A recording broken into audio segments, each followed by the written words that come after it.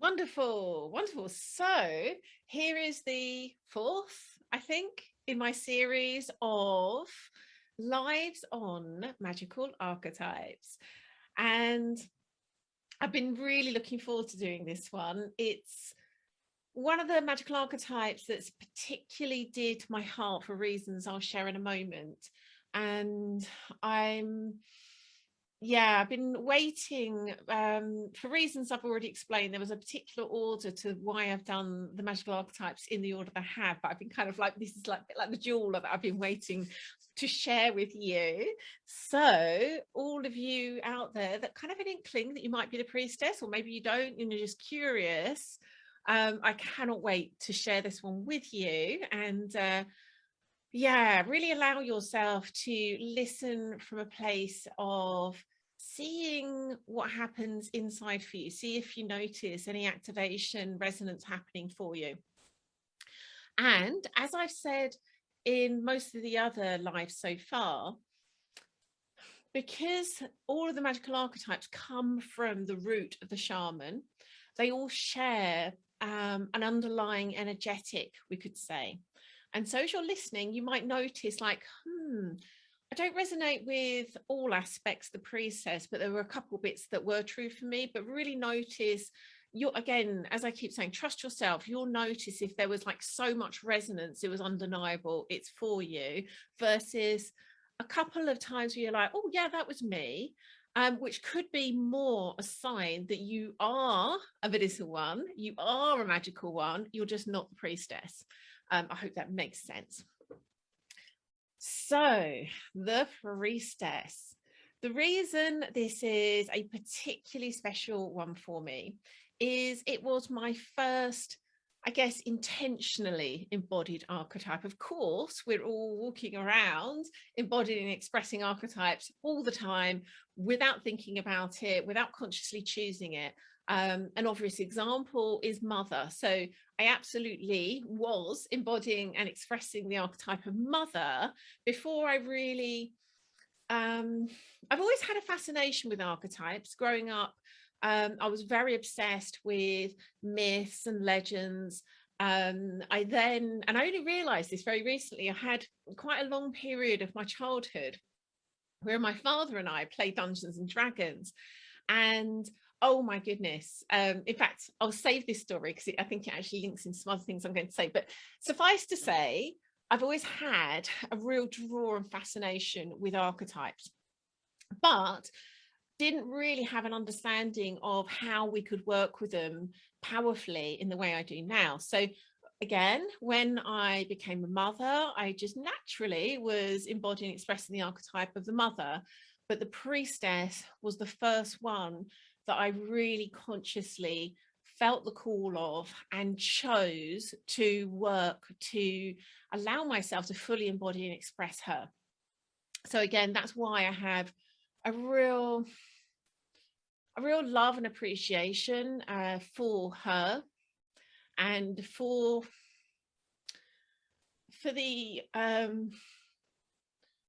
the way that she's opened the portal to all the others for me. I can really see now that was the first one for a really good reason. She was the way that I was able to open myself to feel the others coming through too, and enabled me to do the work I now do to guide others to embody the archetypes that are meant for them.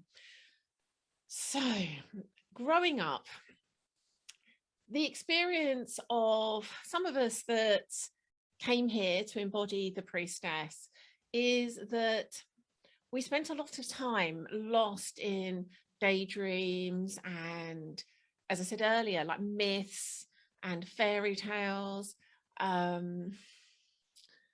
visions, and had this sense that we're almost like not fully here.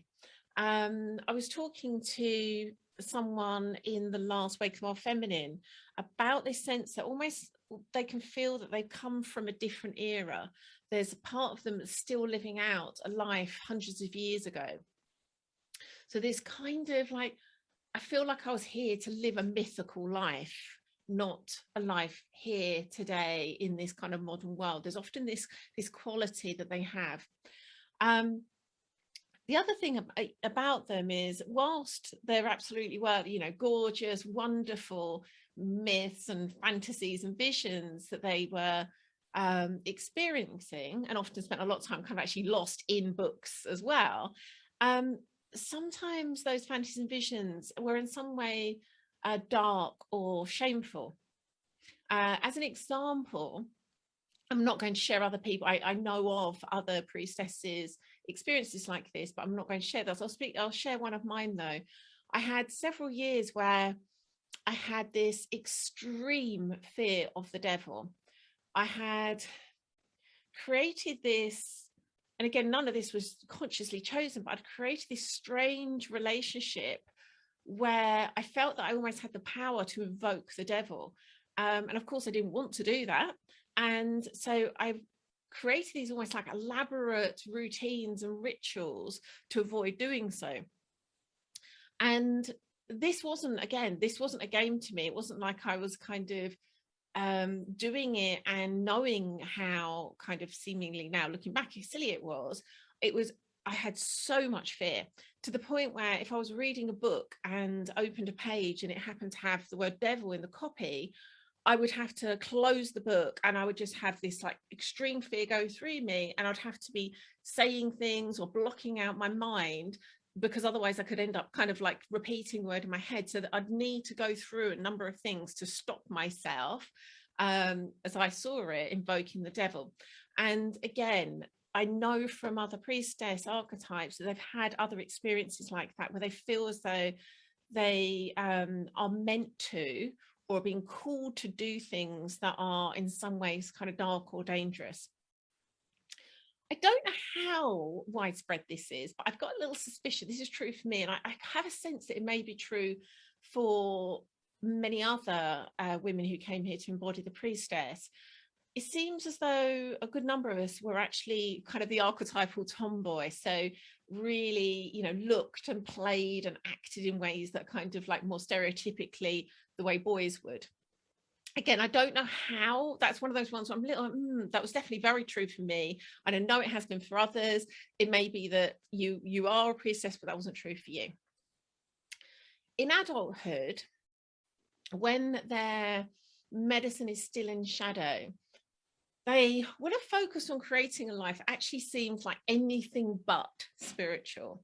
They will have created this kind of nice, safe, controlled. Control is often a real pattern of the priestess, where they can close themselves down and numb themselves to the very disruptive influence of their true calling.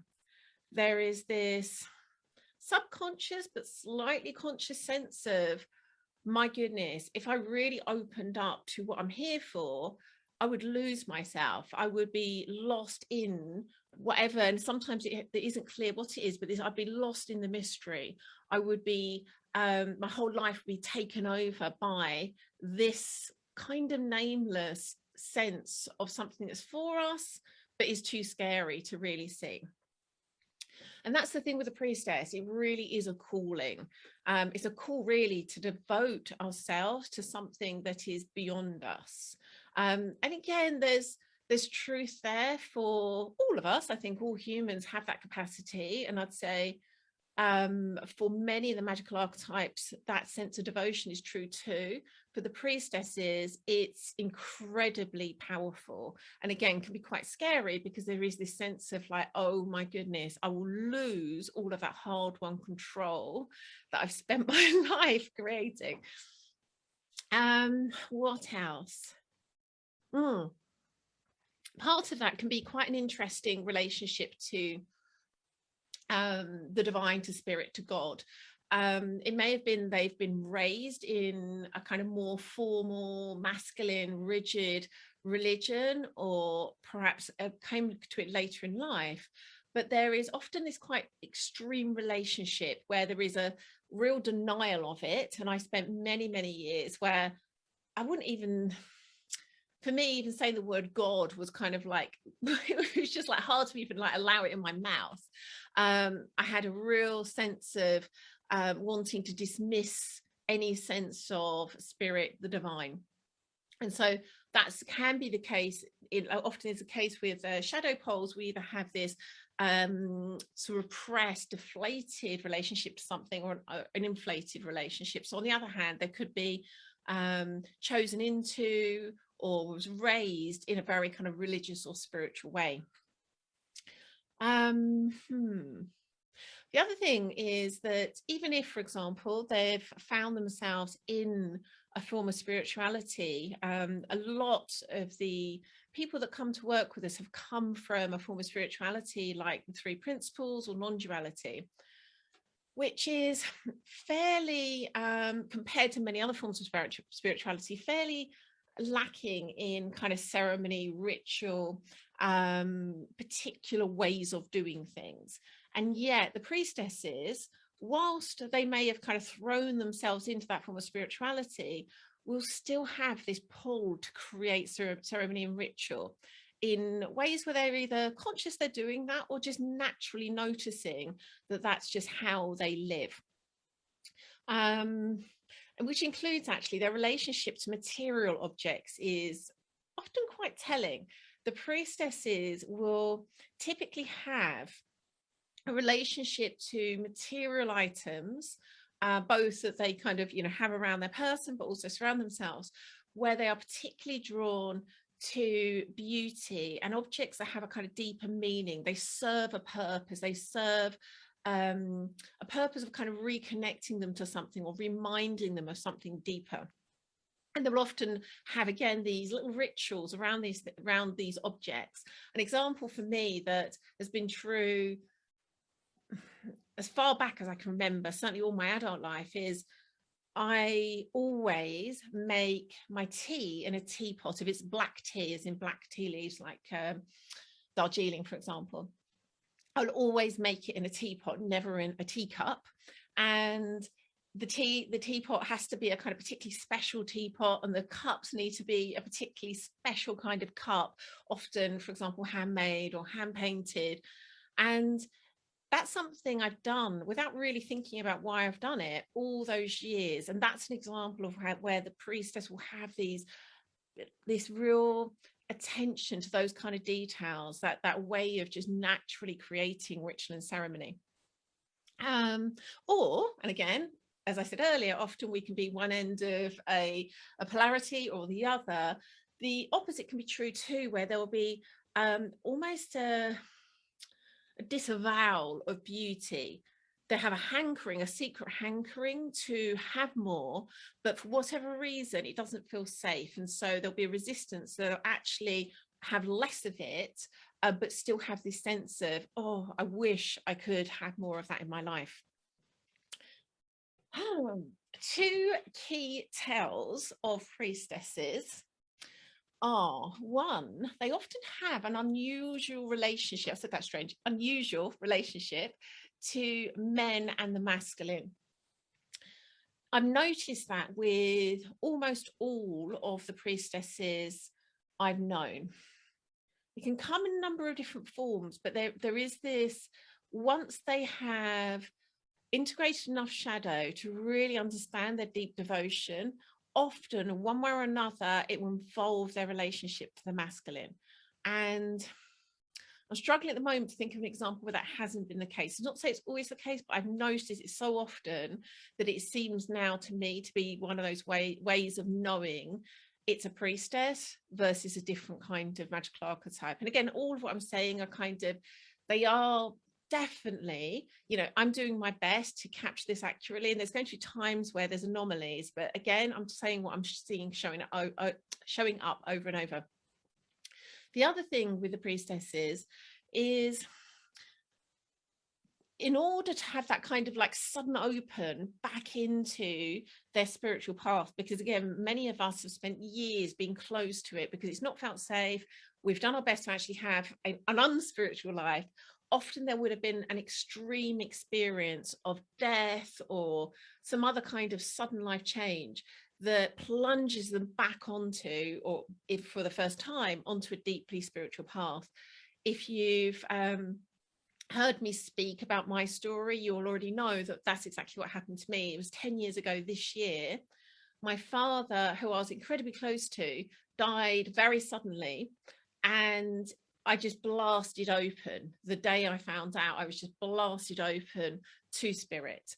And it's why I'm here doing the work I'm doing now, was because of that happening. And I've noticed the same's true for many other priestesses. There'll be something that creates that opening. Again, not always, but the thing I can say is always the case is that relationship, and again, devotion to the divine in some form or other. I believe it would be true to say, of the magical archetypes that we work with, the priestess is the most, I guess, obviously spiritual. Whereas the others is more, it's easier to see the kind of magical aspect and not see it through the lens of spiritual. With the priestess, there'll be a much more conscious relationship to whatever way she names it, but to the divine, to spirit, to God. That will be much more conscious for her.